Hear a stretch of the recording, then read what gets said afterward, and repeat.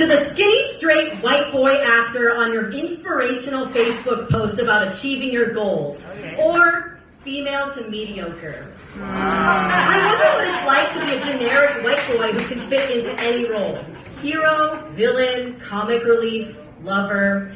I'm just this short, brownish trans kid who doesn't fit any casting description because I'm not supposed to exist. I don't get to be in a comedy unless I'm the butt of the joke.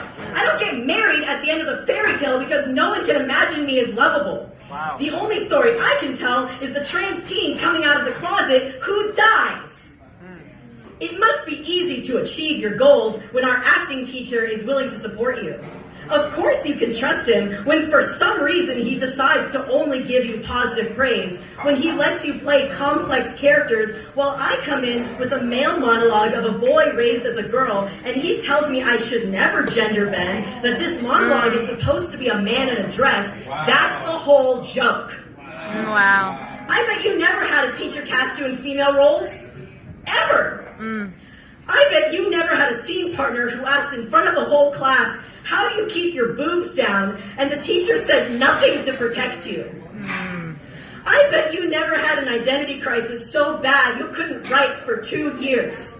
What was the point when the same obsessive subject kept repeating in your brain? You couldn't perform in front of people because the thought of others looking at your disgusting body caused so much anxiety you could barely memorize a line. Even though making art was like breathing, everything was underwater, and even opening your mouth to speak would lead to sinking more. Wow. I bet all of your family is within the border of this country, and that you probably all speak the same language, and probably some of them work in theater too, and they probably all go to your shows, and they probably even run lines with you. I bet your mother never told you she was too ashamed to talk about you with her friends. You probably don't have to worry about your art not paying enough because if you can't afford the rent or health insurance, you're not afraid to live with your parents. I wonder if it's easier to achieve your goals if in every step of your journey there's a hand somewhere patting your back, giving you chances to keep pumping up your resume while I feel set back 2 years and a century because of who I am. Whether I'm good or not depends on who's willing to see me as a human being and not some confusing freak. And maybe I do suck. Maybe I have no right to whine because I'm not trying hard enough. Maybe I should just give up doing art already.